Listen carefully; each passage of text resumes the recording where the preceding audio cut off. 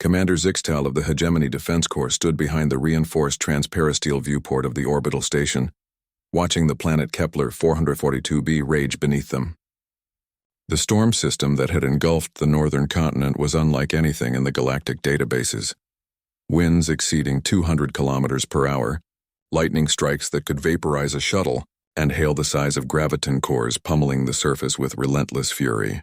The human settlement should have been evacuated 3 rotations ago, muttered his aide, Lieutenant Keshera, her 4 eyes blinking in sequential concern. Why do they persist in this madness? Zixtal's mandibles clicked in what passed for agreement among his species. The hegemony had been observing these peculiar bipeds for several cycles now, ever since they'd stumbled into galactic civilization with their primitive chemical rockets and stubborn determination. Most species required centuries of technological advancement before attempting interstellar colonization. Humans had managed it in mere decades, though their colonies remained fragile compared to the established worlds of the hegemony. Sensors are detecting movement in the settlement, reported Keshera, her tone shifting to confusion. Commander, you need to see this. The tactical display illuminated, showing thermal signatures moving through the colony. But these weren't the panicked evacuations one would expect. The signatures were moving in organized formations, deliberately advancing through the storm toward the damaged atmospheric processor at the settlement's edge. Magnify, Zixtal ordered. The viewport's imaging system focused on the surface, fighting through the electromagnetic interference of the storm. What Zixtal saw defied every principle of survival instinct he understood. Human soldiers, no, that wasn't quite right. They were engineers and technicians, but they moved with military precision, were advancing through the howling tempest. They carried equipment on their backs, massive power cells and repair modules that would challenge a hegemony loader mech. But it wasn't their burden that stunned the alien commander. It was their faces.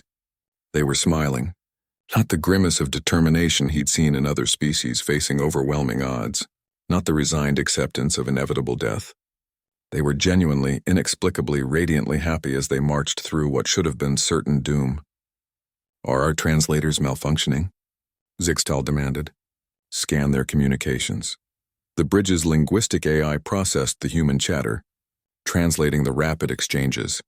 Visibility's down to 2 meters, but Jackson's got point. Tell me this isn't the best training exercise we've had all year. Smith, you magnificent bastard. I can't believe you volunteered for this. Last one to the processor buys drinks when we get back. Zixtal's respiratory slits fluttered in bewilderment. They were treating this disaster like some form of recreational activity. Lieutenant Keshera manipulated the controls, focusing on individual humans. One soldier, the readings indicated his name was Sergeant Martinez, had been struck by debris that would have killed most hegemony personnel instantly. The impact had torn his environmental suit and bloodied his face, yet he continued forward laughing as he shouted something about character-building weather to his companions.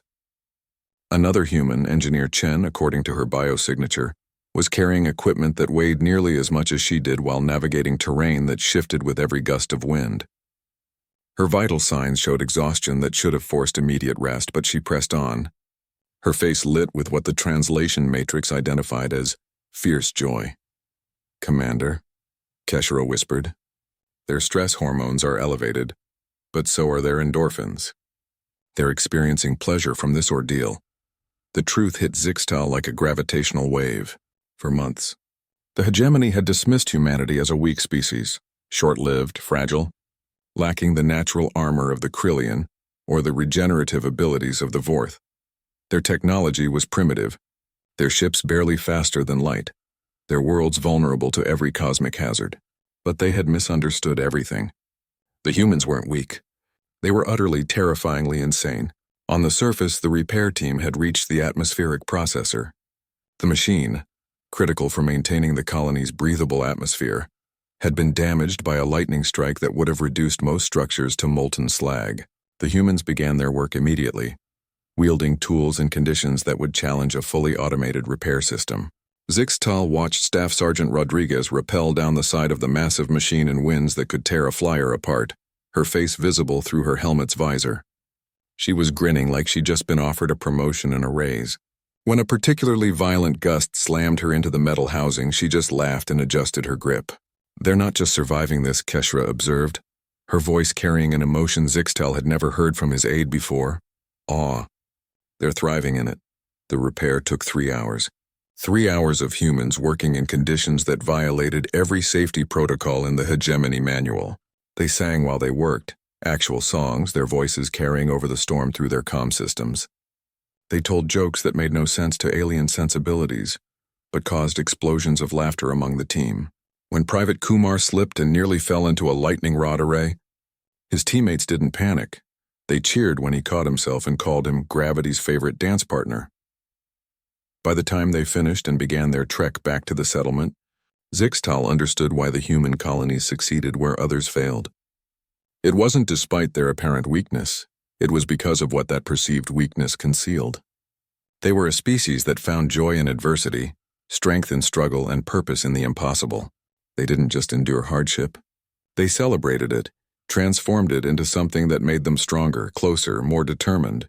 As the last human disappeared into the settlement's airlock, still laughing about something incomprehensible, Zixtal turned to his aide. Update the species classification for humanity in our files. What designation should I use, Commander? Zixtal watched the storm begin to dissipate, as if even the weather had finally acknowledged the futility of trying to break these strange, wonderful, terrifying creatures. Mark them as approach with maximum respect. Do not underestimate, ever. In the distance, the atmospheric processor hummed back to life, restored by soldiers who smiled at storms.